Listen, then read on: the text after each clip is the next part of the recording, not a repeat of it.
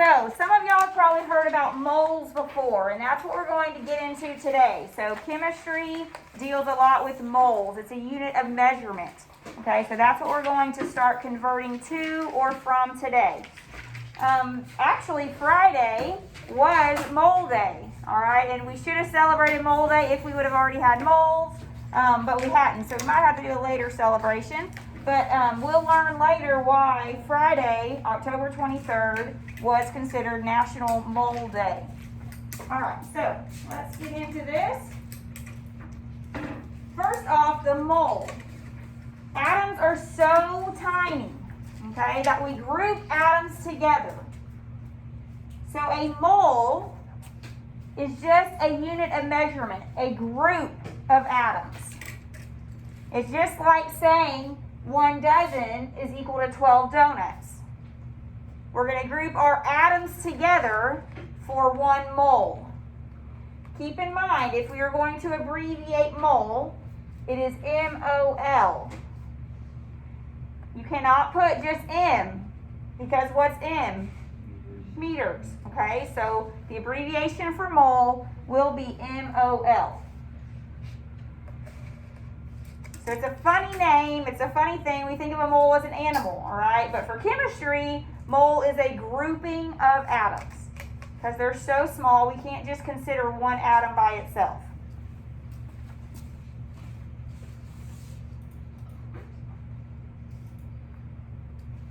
The way we group these together is called Avogadro's number. All right, Avogadro's number. What that is the number of particles in exactly 1 mole of a pure substance. So it could be remember, pure substance is either an element or a compound. Right, so it could be number of particles for 1 mole of an element, or the number of particles in 1 mole of a compound. Either way. We will use Avogadro's number just like we did any conversion factor in the last chapter. Okay, 6.022 times 10 to the 23rd. That is Avogadro's number. You have to know that number by memory. Okay, 6.022 times 10 to the 23rd atoms is equal to 1 mole.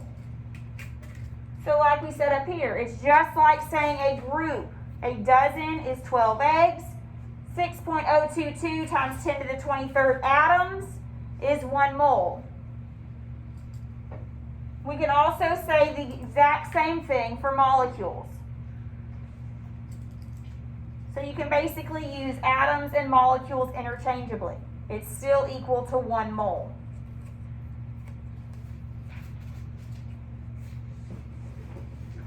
So can anyone guess why Friday, October 23rd was Mole Day? 10 to the 23rd.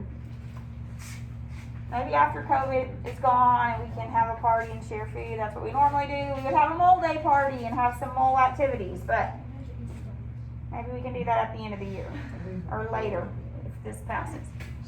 But this is Avogadro's number. You've got to know this number, okay? So what we're going to do is be able to convert from atoms to moles or moles to atoms using Avogadro's number.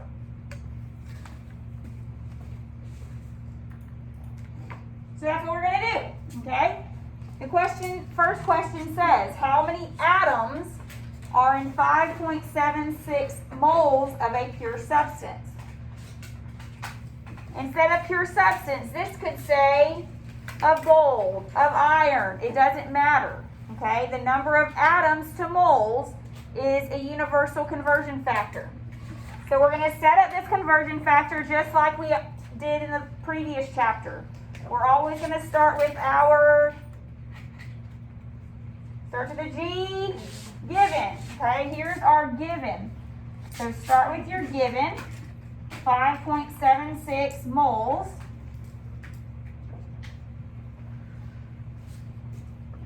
If moles is on top, where's moles going to go next? On the bottom to cancel. We're going to atoms, so we will go to atoms next. on the top.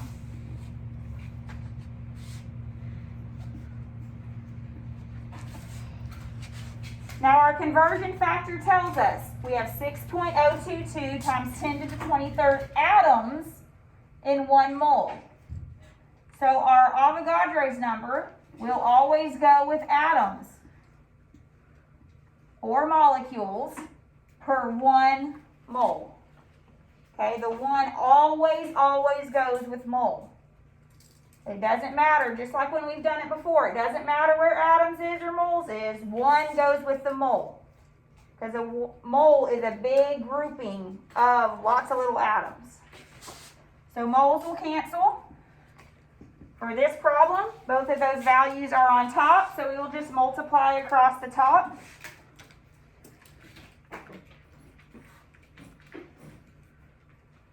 Use that E button. Get used to using that E button. It's going to be very important in these calculations, especially when we start dividing by Avogadro's number, because your exponent can get mixed up really easily. So use that E button, multiply across the top. You always want to answer with the number of sig figs in your given. So how many sig figs should my answer have? 3. So then you would have 3.47 times 10 to the 24th units, always atoms.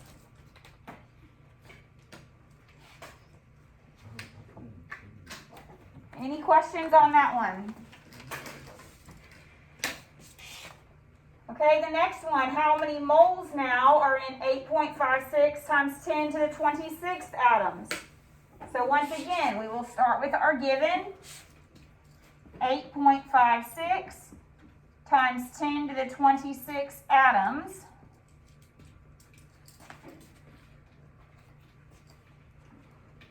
All right, now we will divide by atoms. So atoms will go on the bottom so that it will cancel. We're going to moles, so we put moles on top. Where does our 1 go, with moles or with atoms? With a mole, okay? Mole is a big unit. So 1 goes with our bigger unit, 1 goes with mole. Now we put Avogadro's number, 6.022 times 10 to the 23rd atoms. This time we will divide. So make sure you do it in your calculator. This is where I see the most calculator errors, is when you're dividing by that big exponent. You know reasonably you should get a small exponent, right? If I'm dividing my exponents. So you should. We should have 3 significant figures. So 1.42 times 10 to the 3rd moles. If it doesn't say scientific notation, that's fine. You could put 1,420. Still 3 sig figs. Okay, but you can never go wrong with scientific notation. Any questions on that? So moles to atoms, or atoms to moles, or molecules to moles, moles to molecules, we'll use Avogadro's number. Simple enough. Any questions on that one? Or that type of calculation?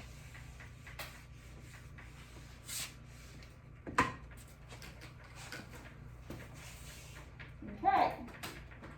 Now what we're going to do next is incorporate the grams, the mass of our compound. Okay? We're going to use what we call molar mass. We talked about this a little bit when we talked about derived units. But what molar mass is the mass of a compound per mole. Okay, so it's talking about how much would a compound weigh? How much for 1 mole would my compound weigh? All right, so that's what we're going to do next. What molar mass is the mass of 1 mole of a pure substance. Once again, we can talk about the molar mass of an individual element or of a compound. But since we're talking about the mass in 1 mole, our units for molar mass are grams per mole. You got to know the units. Okay, it's going to help you keep your conversion factor straight.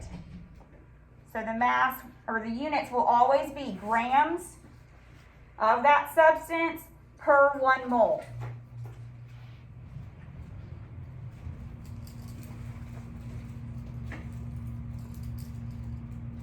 Now the way we do this, it's equal to the sum of the atomic masses of each element in the compound.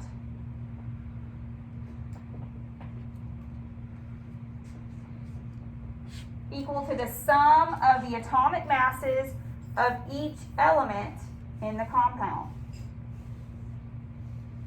Well, where do we find the atomic mass for an element?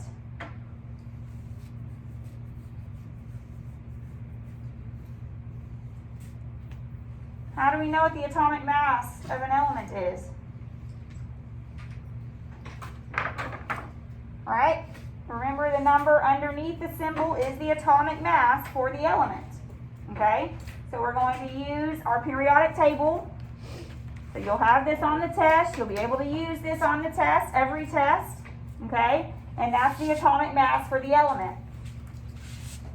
So what you do is you look, I'll give you the compound for now. Okay? Because we haven't learned about making compound formulas yet. So I'm going to give you the compound formula. Then you take a look at the compound formula. This subscript means I have 2 potassiums. How many carbons would I have then? Just 1. How many oxygens? 3. So what you do, since I have 2 potassiums, I have to multiply the atomic mass of potassium times 2. Then I add it to 1 carbon plus 3 oxygens. Okay, so that is the mass of 1 mole of my compound. So here's this example, and we'll do another one together. So you just look at the periodic table, you find potassium's atomic mass. 39.10. So I multiply that by 2, because I have 2 of those potassiums. Plus, I have 1 times a carbon's atomic mass, 12.01. And I have 3 oxygens. Okay, so 3 times oxygen's atomic mass. Add it up, and then you will usually always just round these to 2 places after the decimal is fine. Units will always be grams per mole, because that's the units of molar mass.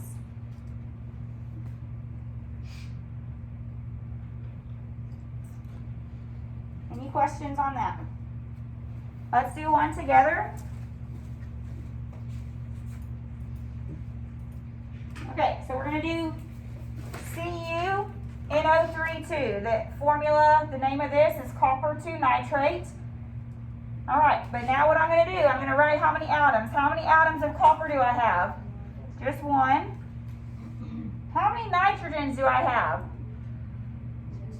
2. Okay, so this is important to note. If there's a number after the parentheses, that number distributes inside, and you multiply it by the numbers inside. Okay, so I have 2 nitrogens. How many oxygens then do I have? 6. Okay, those numbers are going to multiply. 6. All right, so now to come up with the molar mass, I have 1 copper. So I find copper, 63.55 grams per mole. I have 2 nitrogens. So 2 times nitrogen's atomic mass.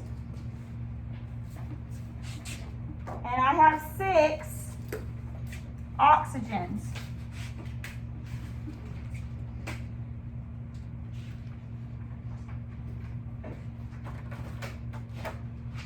Add all those up.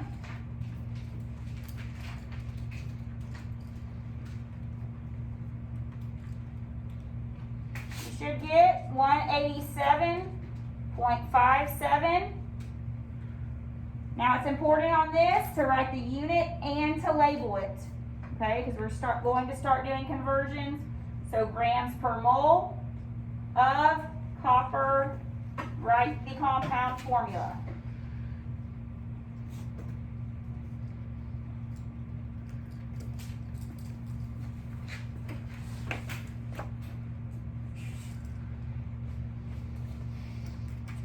Any questions on finding molar mass?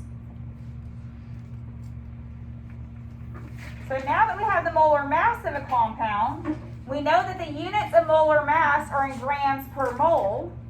Now we can easily convert from grams of a sample to moles of our sample, because these units will be used as a conversion factor, because this is my mass per 1 mole of substance.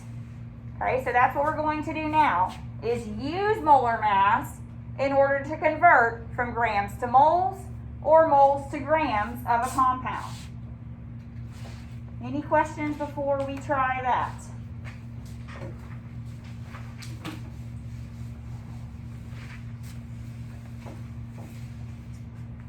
Okay.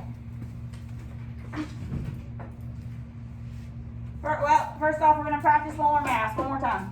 Sorry, I forgot these were in here. Let's practice molar mass. So we have SrCO3, that's strontium carbonate. How many moles of strontium do I have? 1. How many moles of carbon? 1. How many moles of oxygen? 3. All right, so we're going to use our atomic mass. We have 1 mole of strontium times its atomic mass.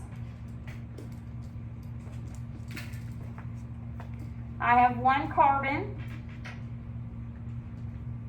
times its atomic mass and 3 oxygens.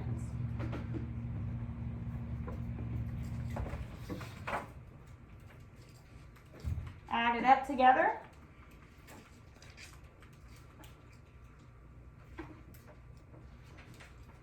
You should get 147.63 grams per mole SrCO3. Strontium carbonate. Make sure you put the unit, grams per mole, and you label it to get full credit.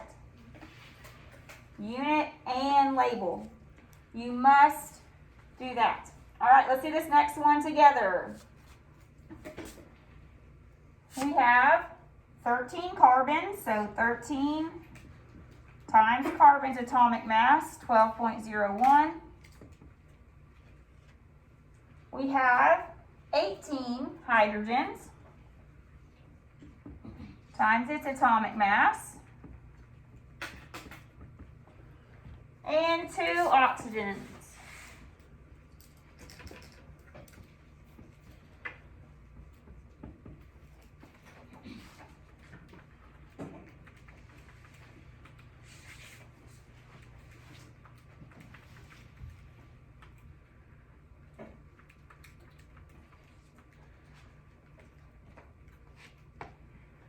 You should get 206.27 grams per mole of C13H18O2.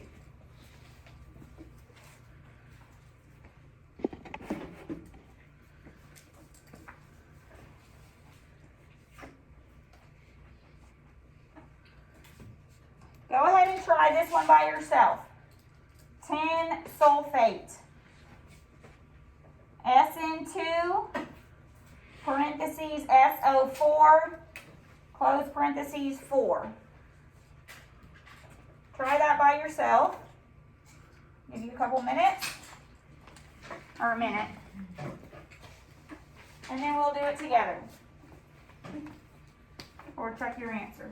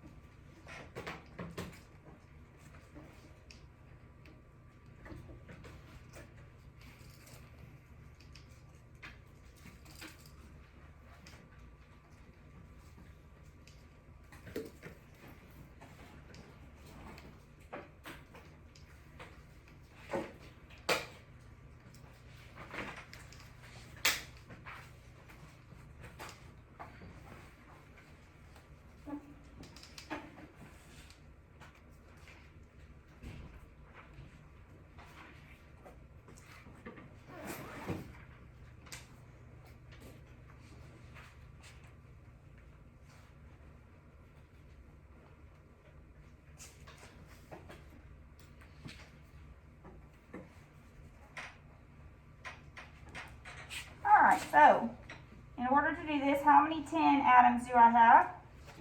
2. How many sulfurs? 4. And how many oxygens? 16. Very good. So multiply the number outside of the parentheses in. So we have 2 times 10's atomic mass, 118.7. We have 4 sulfurs and 16 oxygens.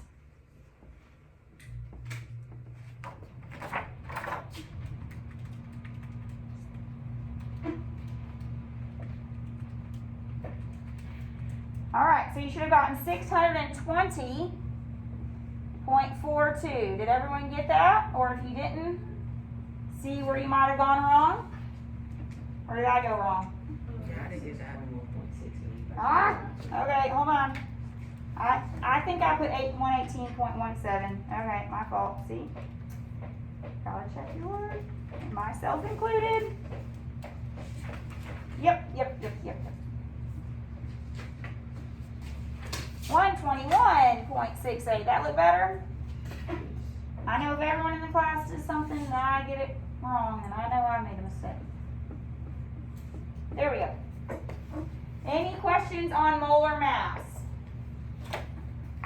Okay, simple enough. Now we're going to use molar mass, just like I was saying before, to convert from grams to moles of a compound.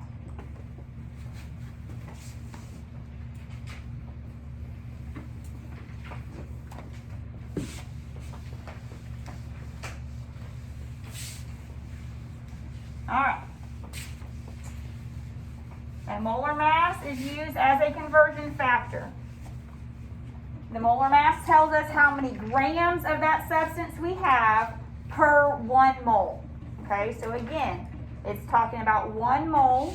Our mass will then go with the grams. So the first one says we have 7 grams of helium. We're going to convert that to moles. So what I would always do off to the side, figure out my molar mass. This one's simple. I'm just talking about helium. So it would just be the molar mass of helium, 4.003 grams per mole of helium. Okay, so you need that information to solve the problem. So anytime you ever see grams or mole conversion, I would always just off to the side first, figure out what your molar mass is. Now we're going to start with our conversion. So we're going to start with our given. Okay, so we always start with the given. 7 grams of helium.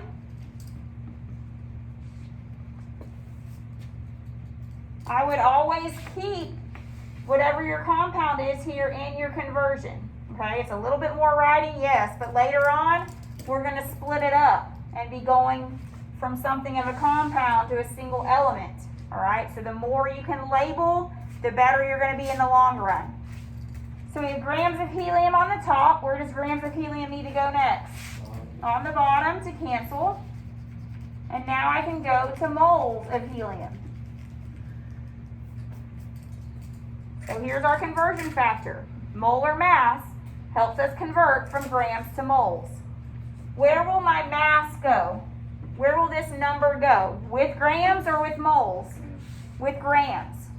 Okay, because see here, a lot of students get this confused, but if you just look at the molar mass, we have 4.003 grams per 1 mole.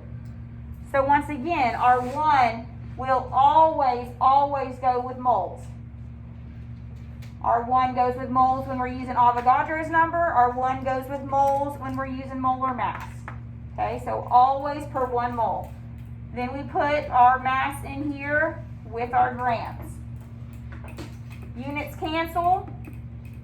We end up with moles, which is what we're being asked for. So here we'll just divide.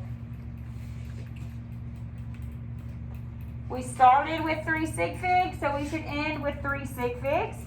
1.75 moles of helium. Once again, for your answer, you should have a unit and label.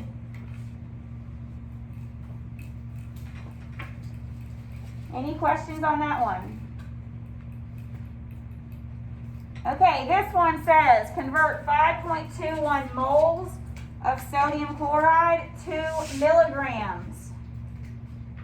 You're thinking milligrams? Well, we know how to go from moles to grams, right? Using molar mass. Then you can go from grams to milligrams because you know how to do metric conversions. Okay, just one more step. All right, so we're going to, over the side, do your molar mass of my compound, sodium chloride. I have 1 sodium times its atomic mass, and I have 1 chlorine times its atomic mass.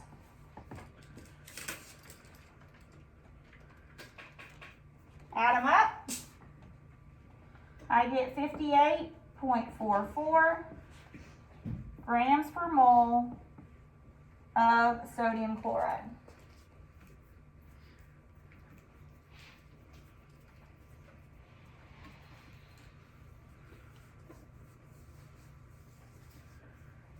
Any questions on setting or doing the molar mass? Okay, now we'll set up the problem. Here's our given. 5.21 moles of sodium chloride. If we have moles of sodium chloride on top, we put moles of sodium chloride on the bottom so that it cancels. What will I go to next on the top? Grams. Can I go straight to milligrams? No, I only know the conversion of mole to gram using my molar mass. I don't know milligrams, so I will go to grams first. And this is where I'll use my molar mass. Where will I plug in this number for this problem, 58.44, on the top or on the bottom? On the top with my grams. Okay, so molar mass always goes with grams per 1 mole. Always, always, always per 1 mole. So this cancels, moles of sodium chloride cancels. I have grams. I want milligrams. So where's my grams going to go next? On the bottom. Grams of NaCl to milligrams of NaCl. So this is just a normal metric conversion now. Okay, so now I'm looking between grams and milligrams. What's larger? Grams. So I put my 1 with the gram. How many milli is in a gram? 1,000. Grams cancel. We're at milligrams, which is what we're trying to solve for. So now we multiply across the top.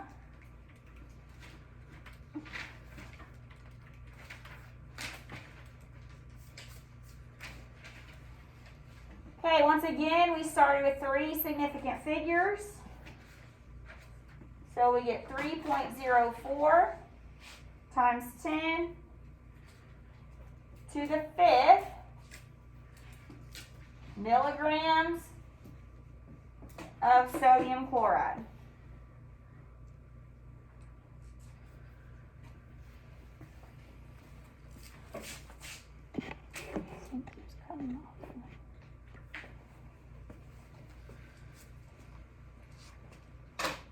Any questions on that? All right, next one, we have 5.67 moles of xenon, 2 grams.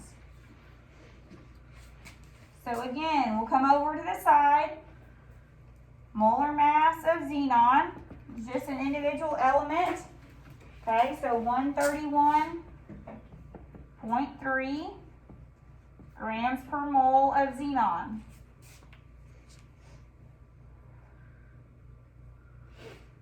I'll start with my given here now for the problem. So 5.67 moles of xenon.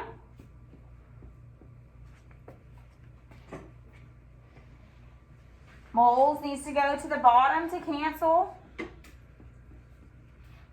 Grams needs to go on the top.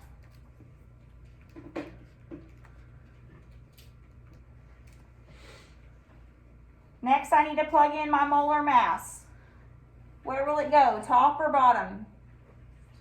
On the top with my grams. So 131.3 for 1 mole. This time, you will multiply across the top. 3 sig figs, so 7.44 times 10 to the second grams of xenon.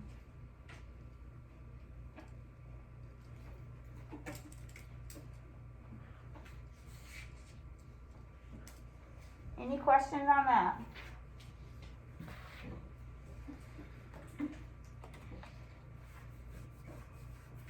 Okay, let's do the next one together. Convert 65.4 kilograms of potassium carbonate to moles. What do I need to do first? Calculate what? Molar mass. So molar mass of K2CO3. How many potassium atoms do I have? 2. Times its atomic mass. How many carbons? 1. Just 1 in this case. And oxygens? 3.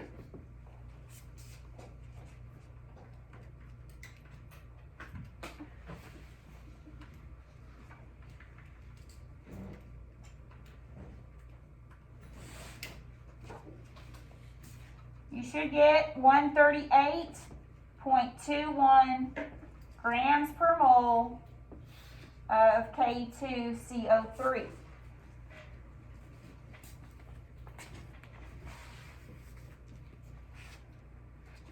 Okay, now we're going to start with our given. So we have 65.4 kilograms of K2CO3. If I have kilograms on top, what needs to go on the bottom? Kilograms. Can I go straight from kilograms to moles? Do you think I can go straight from kilograms? My given was in kilograms. Can I go straight to moles? No. What do I need to go to first? I changed it if you have the notes printed out. Just giving y'all more practice of this way because I noticed there's only one with a different one, but I wanted y'all to have a little more practice. So I did change it to kilograms. So I can't go straight to moles. So I need to go to what first? Grams.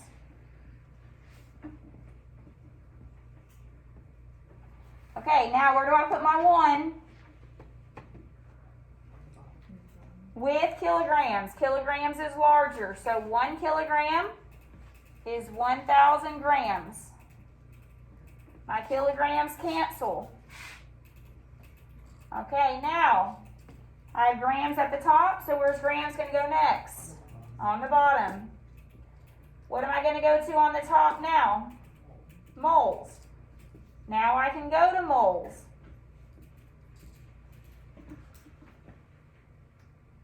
I have my molar mass already calculated for me. That's why I like to do that first, because it takes, I can just go step by step then. I already have it. Where can I plug it in? On the top or the bottom? With my grams on the bottom. All right, 138.21 grams per 1 mole. Grams is going to cancel, and I'm at moles, which is what I wanted to solve for. Now, I have 2 numbers on top, so I will multiply by those. 1 on the bottom, so I need to divide by the number on the bottom. So multiply across the top first, divide by the bottom.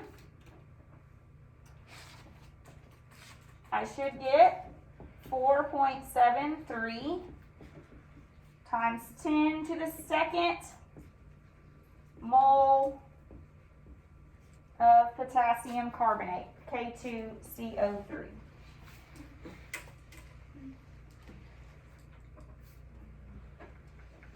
Any questions on this? I think this is it. I'm going to practice that at the beginning of class tomorrow. Okay, any questions on this? So we had 2 different things today. The first, we went from moles to atoms. What do I use? What number do I use to go from moles to atoms? What was that name? Avogadro's number, okay? To go from moles to atoms, or moles to molecules, or vice versa, we use Avogadro's number, okay? 6.022 times 10 to the 23rd. Tattoo that in your brain because you're going to have to use that number for the rest of the year, okay? You got to know that number. 6.022 times 10 to the 23rd.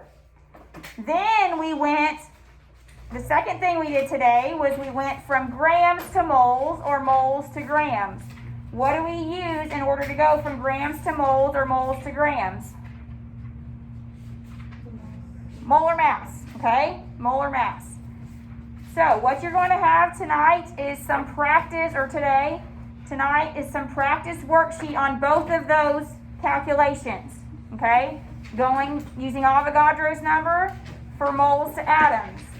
Using molar mass to go from grams to moles. This is going to be a do, D-O, not D-U-E worksheet. Do it, but it's not do. I necessarily don't say it's optional. You've got to know how to do this. Because what we're going to do when you're in class on Wednesday is we're putting it all together. Meaning we'll start from atoms and go to grams. So we'll have to go from atoms to moles using Avogadro's number, moles to grams using our molar mass. So if you don't get good at both steps individually, trying to tie it all together Wednesday, it might blow your mind, okay? But if you get good at both steps, all right, just by practice, then when we try to put it all together, it'll be a breeze, okay? So I'm going to give you the sheets so that you can practice.